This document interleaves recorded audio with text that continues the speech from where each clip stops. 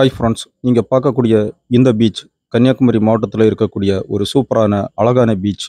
இந்த பீச் கன்னியாகுமரி மாவட்டத்தில் எங்கே இருக்குது, இந்த பீச்சுக்கு எப்படி வரணும்னு உள்ள எல்லா ஃபுல் டீட்டெயில்ஸும் இந்த வீடியோவில் நான் உங்களுக்கு சொல்லியேன். தொடர்ந்து இந்த வீடியோவை கண்டினியூவாக பாருங்கள்.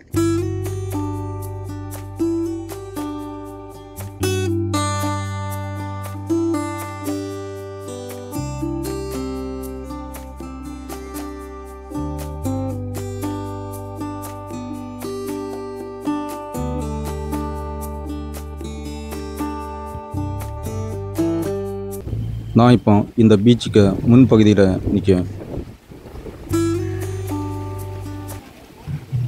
இந்த பீச் கன்னியாகுமரி மாவட்டத்தில் இருக்கக்கூடிய ஒரு சூப்பரான அழகான பீச். இந்த பீச்சுக்கு பேர் லெமூர் கடற்கரை. கன்னியாகுமரி மாவட்டத்தில் இருக்கக்கூடிய ஒரு குட்டி மாலத்தீவுன்னு சொல்லக்கூடிய பீச்சு தான் இந்த லெமூர் கடற்கரை. எப்படி ஒரு மாலத்தீவு அழகாக சூப்பராக ஒரு நீளமான கடற்கரையாக இருக்குமோ அதே மாதிரி இந்த பீச்சும் அழகாக சூப்பராக ஒரு நீளமான கடற்கரையாக இருக்கும்.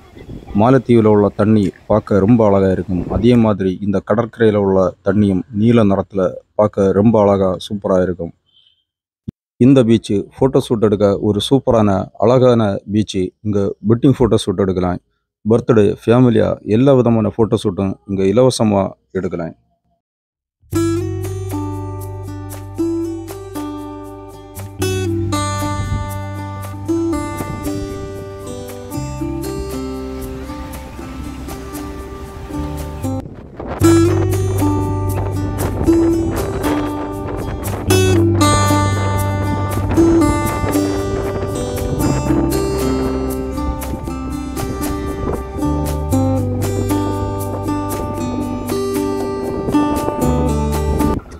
இந்த கோடை காலத்தில் கன்னியாகுமரி மாவட்டத்துக்கு சுற்றுலா வரக்கூடிய நீங்கள் கண்டிப்பாக இந்த லெமூர் பீச்சுக்கு வாருங்க. இது ஒரு மாலத்தீவுக்கு இணையான ஒரு சூப்பரான அழகான பீச்சு. இங்கே வந்து நீங்கள் காலை முதல் மாலை வரைக்கும் பொழுதுபோக்க முடியும், என்ஜாய் பண்ணி மகிழ்ச்சியாக இருக்க முடியும். இந்த சிறுவர்களை மாதிரி அழகாக விளையாடி உங்கள் மகிழ்ச்சியை நீங்கள் இந்த இடத்துல வெளிப்படுத்த முடியும். அந்த அளவுக்கு ஒரு அழகான சூப்பரான பீச்சு இந்த பீச்.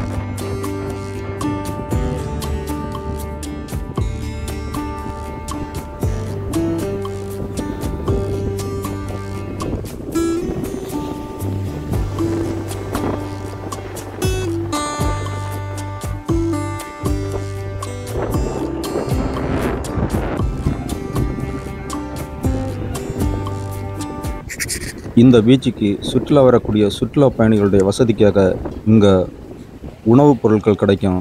இந்த ஃபுட் பார்க்கு, இந்த சின்ன சின்ன கடைகளில் நீங்கள் உங்களுக்கு தேவையான உணவுகளை வாங்கி சாப்பிட முடியும்.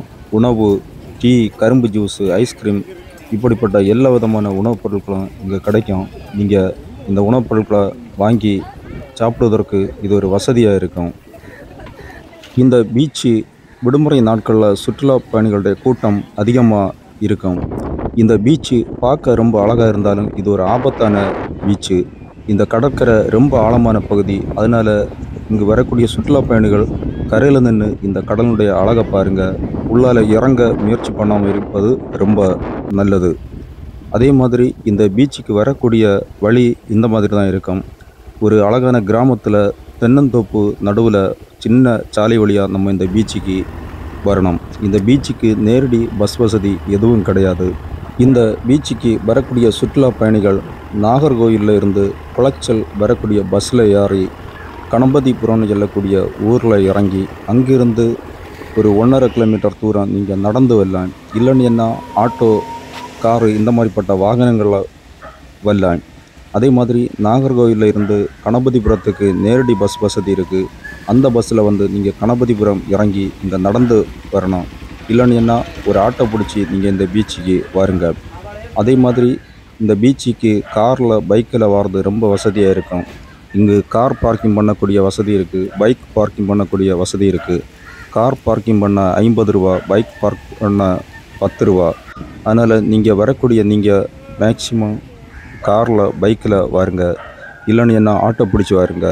அது ரொம்ப நல்லது. இந்த பீச்சுக்கு தமிழ்நாட்டினுடைய பல பகுதிகளில் இருந்தும் கேரளா மாநிலத்தில் இருந்தும் ஏராளமான மக்கள் இங்கு தினந்தோறும் வந்து இந்த பீச்சினுடைய அழகை பார்த்து ரசிக்கிறாங்க.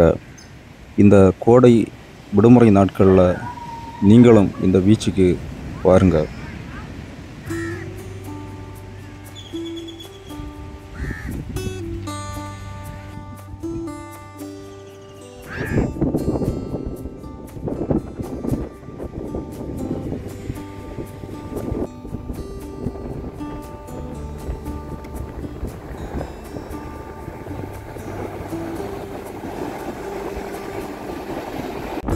கேரளா மாநிலத்தைச் சேர்ந்த மக்கள் இந்த பீச்சுக்கு சுற்றுலா வரதா இருந்தால், நீங்கள் பைக்கில் காரில் வரதா இருந்தால் மார்த்தாண்டம் வந்து கருங்கல், குளச்சல், மணவாளக்குறிச்சி வழியாக இந்த கணபதிபுரம் வந்து இந்த பீச்சுக்கு ஈஸியாக வர முடியும்.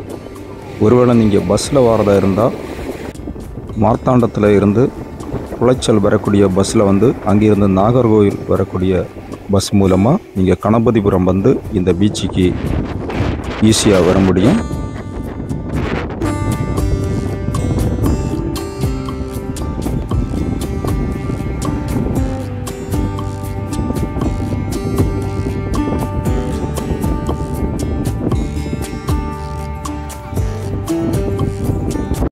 ஹாய் ஃப்ரெண்ட்ஸ், இந்த வீடியோ உங்களுக்கு பிடிச்சிருந்தா லைக் பண்ணுங்கள், ஷேர் பண்ணுங்கள், சப்ஸ்கிரைப் பண்ணுங்கள். உங்கள் கருத்தை கமெண்டில் சொல்லுங்கள். நன்றி.